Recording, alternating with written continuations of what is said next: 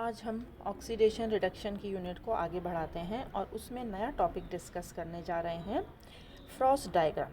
Frost आलेख। क्या होता है फ्रॉस्ट आलेख? जब कोई तत्व विलयन में बहुत सी ऑक्सीकरण अवस्थाएं प्रदर्शित करता है तो ऑक्सीकरण अवस्था के प्रत्येक युग्म से संबंधित हाफ रिएक्शंस के लिए मुक्त ऊर्जा परिवर्तन डेल्टा जी द्वारा उनके आपेक्षिक स्थायित्व के बारे में जानकारी प्राप्त होती है। मुक्त ऊर्जाओं के परिवर्तन का मानक रिडॉक्स विभव से इस तरीके से संबंध होता है, delta G is equal to NE0F। हमें मालूम है कि N क्या है, ऑक्सीकरण अंक में परिवर्तन, F फैराडे कांस्टेंट और E0 हमारा रिडक्शन पोटेंशियल है। इस समीकरण से स्पष्ट होता है कि E0 धनात्मक होने पर डेल्टा जी ऋणात्मक होगा। दूसरे शब्दों में, यदि कोई अभिक्रिया आगे की ओर बढ़ती है तो उसके लिए आवश्यक है कि डेल्टा जी का मान ऋणात्मक हो। इसके विपरीत डेल्टा जी का मान धनात्मक होने पर अभिक्रिया नहीं होगी, अर्थात उत्पादों की तुलना में क्रिया कारक अधिक स्थायी होंगे। डेल्टा जी बाई एफ को वोल्ट तुल्यांक, वोल्ट इक्विलिब्रियम कहते हैं, जो ऑक्सीकरण अवस्थाओं के आपेक्षिक स्थायित्व को डेल्टा जी की भांति प्रभावित करता है। किसी हाफ रिएक्शन की मुक्त ऊर्जा या वोल्ट तुल्यांक को क्रियाकारी पदार्थ की ऑक्सीकरण अवस्था के प्रति रेखांकित करने से प्राप्त ग्राफ विभिन्न प्रजातियों के आपेक्षिक स्थायित्व के बारे में उपयोगी जानकारी प्रदान करता है। इस प्रकार के आलेख को फ्रॉस्ट आलेख कहते हैं। एक फ्रॉस्ट आलेख बनाने के लिए NE0 को कोटि तथा ऑक्सीकरण अंक को भुज की ओर लेकर ग्राफ बनाते हैं। यहाँ N इलेक्ट्रॉनों की वह संख्या है जिनके ग्रहण करने से तत्व शून्य ऑक्सीकरण अवस्था को प्राप्त होता है तथा E0 अनुरूपी अपचयन विभव है। जब कोई तत्व विभिन्न ऑक्सीकरण अवस्थाओं से बहुत सी प्रजातियों का निर्माण करता है तो प्रत्येक प्रजाति को अलग समीकरण से लिखते हैं, यानी x n की पावर n प्लस Ne is equal to x। अब प्रत्येक प्रजाति को NE0 मान को उसकी ऑक्सीकरण अंक के प्रति अंकित कर लिया जाता है। इस प्रकार से प्राप्त बहुत से बिंदुओं को मिलाने पर फ्रॉस्ट ग्राफ बनता है। फ्रॉस्ट ग्राफ का निर्माण जो है हम इन स्टेप्स से करते हैं, जैसे कि संपूर्ण तंत्र के लिए लेटिमर आरेख बनाना पड़ता है, हाफ रिएक्शंस लिखनी होती हैं।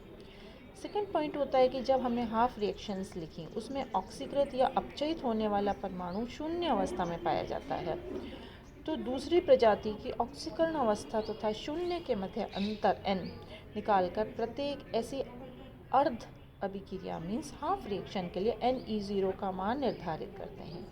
जिस अर्ध अभिक्रियाओं में किसी भी और तत्वीय प्रजाति नहीं पाई जाती है उसमें एक अन्य ऐसी अर्ध अभिक्रिया को जोड़ा जाता है या घटाया जाता है जिसके एक प्रजाति तत्वीय हो और दूसरी प्रजाति की ऑक्सीकरण अवस्था पहले हाफ रिएक्शन की एक प्रजाति की ऑक्सीकरण अवस्था के समान हो।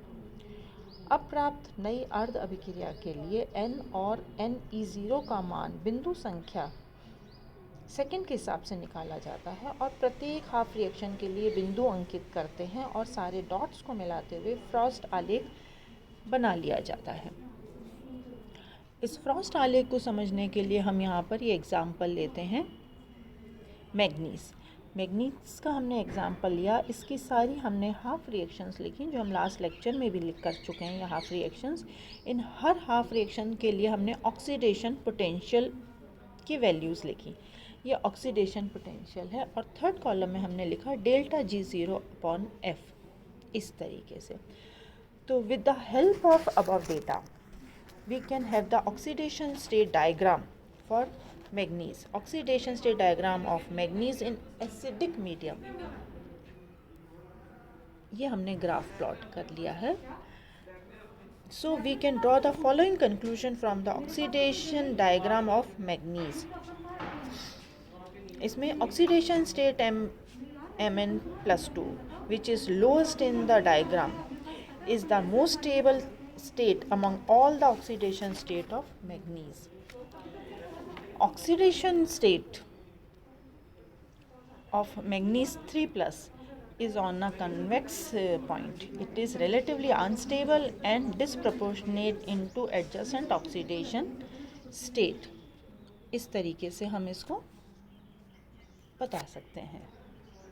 थर्ड पॉइंट है ऑक्सीडेशन स्टेट मैग्नीज 4+ की is on the concave point. MnO2 is therefore stable relative of MnO4-2 ion and Mn3+ and the following reaction does not occur। इस तरीके से the high oxidation state in the diagram on the left hand side means MnO2 are oxidizing agent, whereas high oxidation state in the diagram on the right hand side are reducing agent. Therefore KMnO4 is a very good oxidizing agent। Last point, the high oxidation state on the right hand side in the diagram must be strongly reducing, so thus manganese metal is strongly reducing in nature। तो इस तरीके से हमने manganese का पूरा oxidation state पढ़ा, इसके half reactions लिखी, उसका डायग्राम बनाया, फ्रॉस्ट डायग्राम बनाया और इससे कंक्लूजन निकला कि KMnO4 जो है बहुत ही गुड ऑक्सीडाइजिंग एजेंट है and manganese metal is strongly reducing in nature. इसके बाद हम ऑक्सीडेशन स्टेट डायग्राम बनाते हैं जिसमें कि हमने first row of transition elements को शो किया है इस तरीके से। ये हमने सबका डायग्राम बनाया है, oxidation state diagram of first row transition elements. Thank you.